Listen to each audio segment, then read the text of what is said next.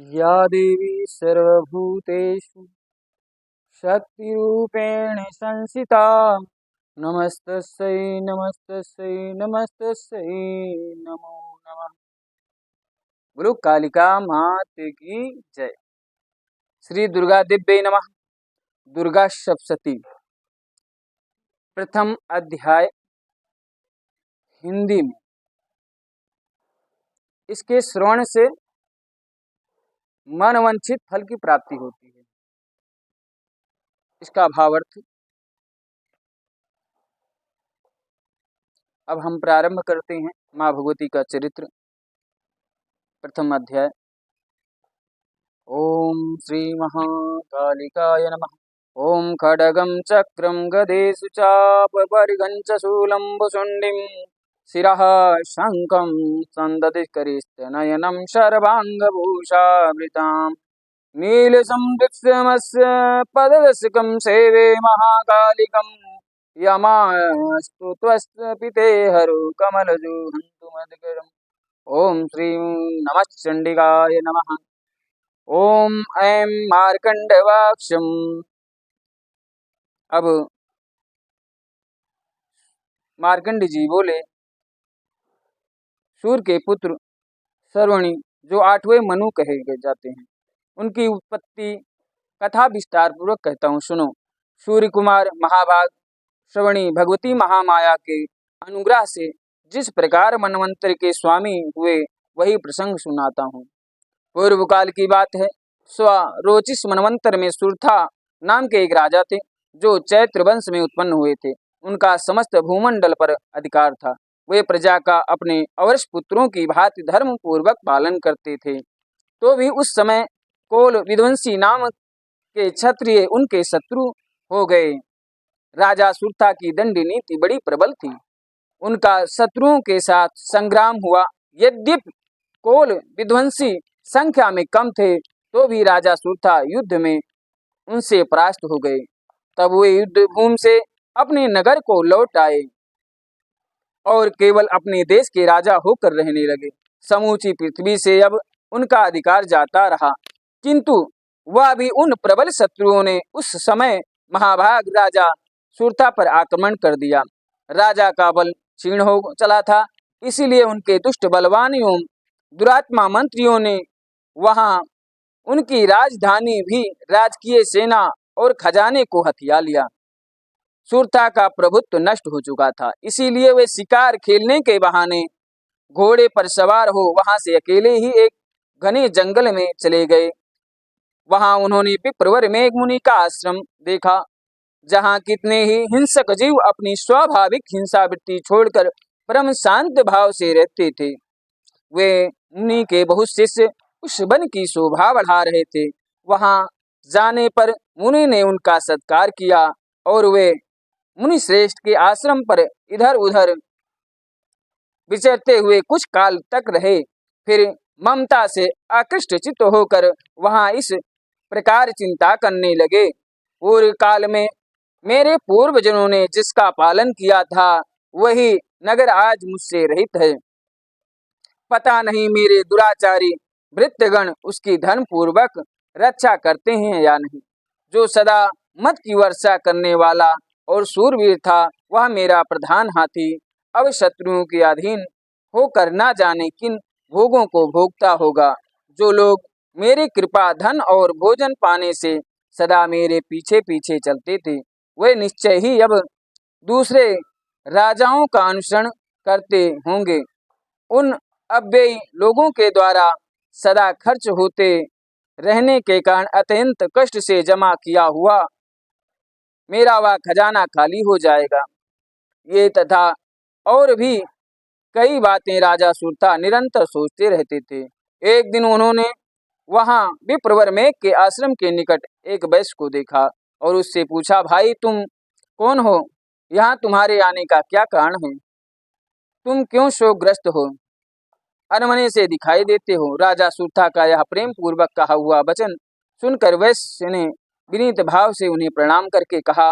वैश्य बोला, राजन, मैं धनियों के कुल में उत्पन्न हुआ एक वैश्य हूँ। मेरा नाम समाधि है। मेरे दुष्ट स्त्री पुत्रों ने धन के लोभ से मुझे घर से बाहर निकाल दिया है। मैं इस समय धन, स्त्री और पुत्र से वंचित हूँ। मेरे विश्वसनीय बंधुओं ने मेरा ही धन लेकर मुझे दूर कर दिया है, इसीलिए दुखी होकर मैं वन में चला आया हूँ। यहाँ रहकर मैं इस बात को नहीं जानता कि मेरे पुत्रों की, स्त्री और स्वजनों की कुशल है या नहीं। इस समय घर में वे कुशल से रहते हैं अथवा उन्हें कोई कष्ट है। वे मेरे पुत्र कैसे हैं? क्या वे सदाचारी हैं अथवा दुराचारी हो गए हैं?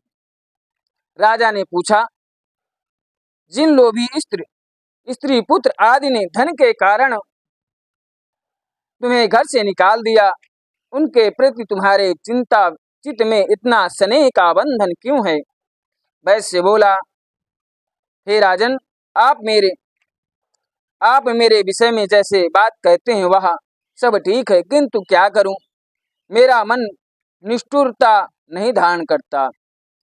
जिन्होंने धन के लोभ से पढ़कर पिता के प्रति स्नेह, पति के प्रति प्रेम तथा आत्मीय जन के प्रति अनुराग को तिलांजलि दे मुझे घर से निकाल दिया है, उन्हीं के प्रति मेरे हृदय में इतना स्नेह है। महामते, गुणहीन बंधुओं के प्रति भी जो मेरा चित्त इस प्रकार प्रेम मग्न हो रहा है, यह क्या है? इस बात को मैं जानकर भी नहीं जान पाता। उनके लिए मैं लंबी सांसें ले रहा हूँ और मेरे हृदय अत्यंत दुखित हो रहा है। उन लोगों में प्रेम का सर्वत्र अभाव है, तो भी उनके प्रति जो मेरा मन निष्ठुर नहीं हो पाता, इसके लिए क्या करूं? मार्कंडेय जी कहते हैं, ब्राह्मण तदंतर राजाओं में श्रेष्ठ सुरथा और वह समाधि नामक वैश्य दोनों साथ साथ मेघा मुनि के सेवा में उपस्थित हुए और उनके साथ यथायोग न्याय अनुकूल विनयपूर्ण बातों करके बैठे। तत्पश्चात वैश्य और राजा ने कुछ वार्तालाप आरंभ किया। राजा ने कहा, भगवान, मैं आपसे एक बात पूछना चाहता हूँ, उसे बताइए। मेरा चित्त अपने अधीन न होने के कारण वह बात मेरे मन को बहुत दुख देती है। जो राज्य मेरे हाथ से चला गया है, उसमें और उसके संपूर्ण अंगों में मेरी ममता बनी हुई है। हे मुनि श्रेष्ठ, यह जानते हुए भी कि अब वह मेरा नहीं है, अज्ञानी की बात मुझे उसके लिए दुख होता है। यह क्या है? इधर यह वैश्य भी घर में अपमानित होकर आया है, इसके पुत्र, स्त्री और वृत्तों ने इसे छोड़ दिया है, स्वजनों ने भी इसका परित्याग कर दिया है, तो भी यह उनके प्रति अत्यंत हार्दिक स्नेह रखता है। इस प्रकार यह तथा मैं दोनों ही बहुत दुखी हैं।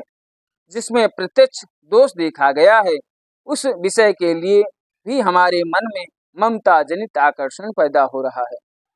महाभाग, हम दोनों समझदार हैं, तो भी हम में जो मोह पैदा हुआ है, यह क्या है? विवेक शून्य पुरुष की भांति मुझ में और इसमें भी यह मूर्ता प्रत्यक्ष दिखाई देती है। तब ऋषि बोले, हे महाभग, विषय मार्ग का ज्ञान सब जीवों को है, इसी प्रकार विषय भी सबके लिए अलग अलग हैं। कुछ प्राणी दिन में नहीं देखते और दूसरे रात में ही नहीं देखते, तथा कुछ जीव ऐसे हैं जो दिन और रात्रि में भी बराबर ही देखते हैं। या ठीक है कि मनुष्य समझदार होते हैं, किंतु केवल वे ही ऐसे नहीं होते। पशु, पक्षी और मृग आदि सभी प्राणी समझदार होते हैं। मनुष्य की समझ भी वैसी ही होती है जैसी उन मृग और पक्षियों की होती है, तथा जैसी मनुष्यों की होती है, वैसे ही उन मृग, पक्षी आदि की होती है। या तथा अन्य बातें भी प्रायः दोनों में समान ही हैं। समझ होने पर भी इन पक्षियों को तो देखो, ये स्वयं भूख से पीड़ित होते हुए भी मोह बस बच्चों की चोंच में कितने चाव से अन्न के दाने डाल रहे हैं। हे नरश्रेष्ठ, क्या तुम नहीं देखते कि ये मनुष्य समझदार होते हुए भी लोभ बस अपने किए हुए उपकार का बदला पाने के लिए पुत्रों की अभिलाषा करते हैं। यद्यपि उन सब में सबवंश की कमी नहीं है, तथापि वे संसार की स्थिति, जन्म मरण की परंपरा बनाए रखने वाले भगवती महामाया के प्रभाव द्वारा ममतामय भंवर से युक्त मोह के गहरे गर्त में गिराए गए हैं। इसीलिए इसमें आश्चर्य नहीं करना चाहिए। हे जगदीश्वर, भगवान विष्णु की योग निद्रा रूप जो भगवती महामाया है, उन्हीं से यह जगत मोहित हो रहा है। वे भगवती महामाया जो ज्ञानियों के भी चित्त को बलपूर्वक खींच कर मोह में डाल देती हैं, वे ही इस संपूर्ण चराचर जगत की सृष्टि करती हैं तथा वे ही प्रसन्न होने पर मनुष्यों को मुक्ति के लिए वरदान देती हैं। वे ही पराविद्या, संसार बंधन और मोक्ष की हेतुभूत सनातनी देवी तथा संपूर्ण प्राणियों, संपूर्ण ऐश्वर्यों की भी अधीश्वरी हैं। राजा ने पूछा, भगवान, जिन्हें आप महामाया कहते हैं, हे देवी, कौन है? ब्राह्मण, उनका अभिभाव कैसे हुआ तथा उनके चरित्र कौन कौन हैं? ब्रह्म देवताओं में श्रेष्ठ हे महर्षि, उन देवी का जैसा प्रादुर्भाव हुआ हो, जैसा स्वरूप हो और जिस प्रकार प्रादुर्भाव हुआ, वह सब मैं आपके श्रीमुख से सुनना चाहता हूँ। ऋषि बोले, हे राजन, वास्तव में तो वे देवी नित्य स्वरूपा ही हैं। संपूर्ण जगत उन्हीं का रूप है तथा उन्हीं ने समस्त विश्व को व्यक्त कर रखा है। तथापि उनका प्रगट अनेक प्रकार से होता है, वह मुझसे सुनो। यद्यपि वे नित्य और अजन्मा हैं, तथापि जब देवताओं का कार्य सिद्ध करने के लिए प्रकट होती हैं, उस समय लोक में उत्पन्न हुई कहलाती हैं। कल्प के अंत में जब संपूर्ण जगत एक वर्ण में निमग्न हो रहा था और सबके प्रभु भगवान विष्णु शेषनाग की शैया बिछाकर योग निद्रा का आश्रय ले सो रहे थे, उस समय उनके कानों के मल से दो भयंकर असुर उत्पन्न हुए जो मधु और कैटभ के नाम से विख्यात थे। वे दोनों ब्रह्मा जी का वध करने को तैयार हो गए।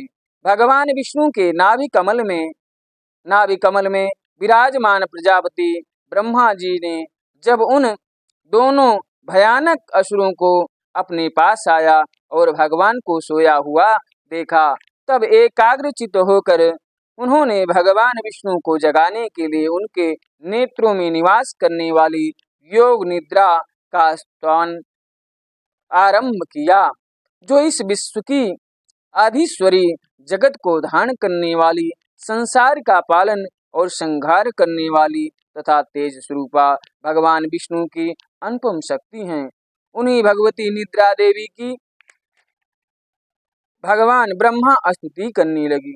ब्रह्मा जी ने कहा, देवी, तुम्ही स्वाहा, तुम्ही स्वधा और तुम्ही वष्टकार हो। स्वर भी तुम्हारे ही स्वरूप हैं। तुम्ही जीवनदायिनी सुधा हो।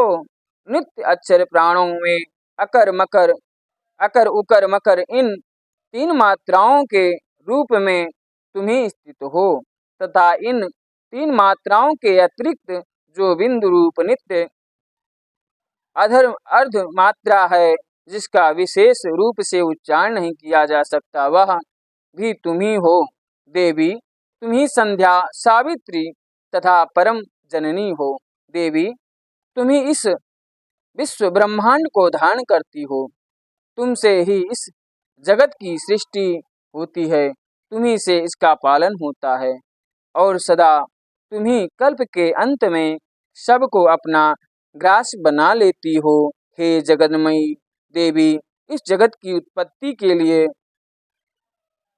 समय तुम सृष्टि रूप हो, पालन काल में स्थिति रूप हो तथा कल्पांत के समय संहार रूप धारण करने वाली हो। तुम्ही महाविद्या, महामाया, महामेधा, महास्मृति, महामोह रूपा, महादेवी और महासुरी हो। तुम्ही तीनों गुणों को उत्पन्न करने वाली सबकी प्रकृति हो। हे भयंकर कालरात्रि, हे महारात्रि और हे मोहरात्रि भी तुम्ही हो। तुम्ही श्री, तुम्ही ईश्वरी, तुम्ही ह्रीम और तुम्ही बोध स्वरूपा बुद्धि हो। लज्जा, पुष्टि, तुष्टि, शांति और क्षमा भी तुम्ही हो। हे तुम खड्ग धारणी, शूल धारणी, घोर रूपा, तथा गदा, चक्र, शंख और धनुष धारण करने वाली हो। बाण, भुसुंडी और परिघ ये भी तुम्हारी अस्त्र हैं। तुम सौम्य और सौम्यंतर हो। इतना ही नहीं, जितने भी सौम्य एवं सुंदर पदार्थ हैं उन सब की अपेक्षा तुम अत्यधिक सुंदरी हो। पर और अपर सब से परे रहने वाली परमेश्वरी तुम्ही हो।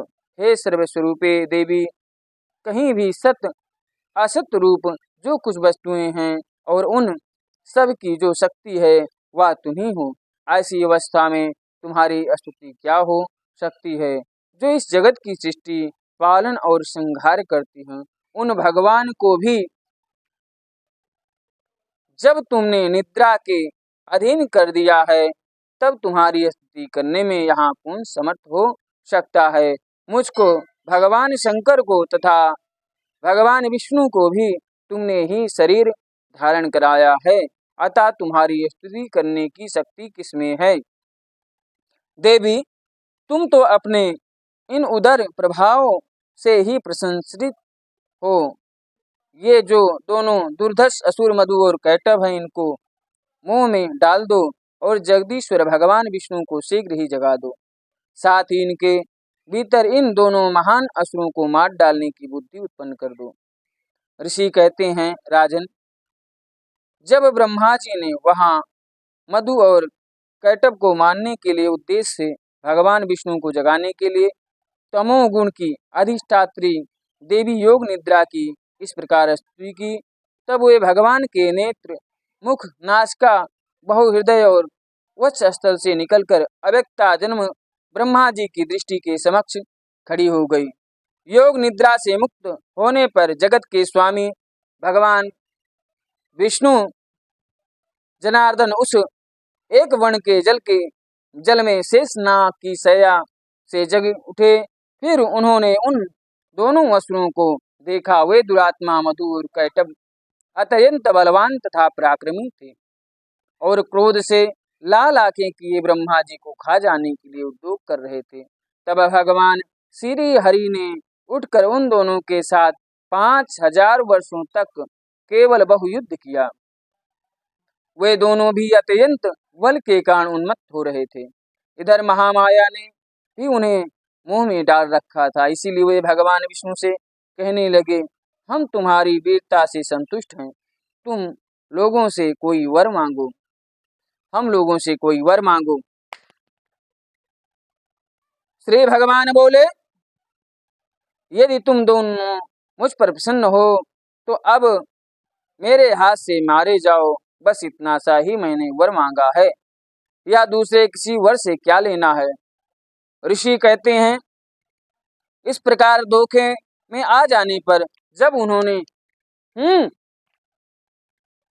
संपूर्ण जगत में जल ही जल देखा, तब कमल नयन भगवान से कहा, जहाँ पृथ्वी जल में डूबी हुई ना हो, जहाँ सूखा स्थान हो, वहीं हमारा वध करो। ऋषि कहते हैं, तब तथा अस्तु कहकर शंख, चक्र और गदा धारण करने वाले भगवान ने उन दोनों के मस्तक अपनी जांघ पर रखकर चक्र से काट डाले। इस प्रकार ये देवी महामाया ब्रह्मा जी की स्तुति करने पर स्वयं प्रकट हुई थी। अब पुनः तुमसे उनके प्रभाव का वर्णन करता हूँ, सुनो। इस प्रकार मार्कंडेय पुराण में सर्वणिक मनवंतर की कथा के अंतर्गत देवी महात्म मधु कैटभ वध नामक पहला अध्याय संपूर्ण हुआ। बोलो अम्बे मात की जय।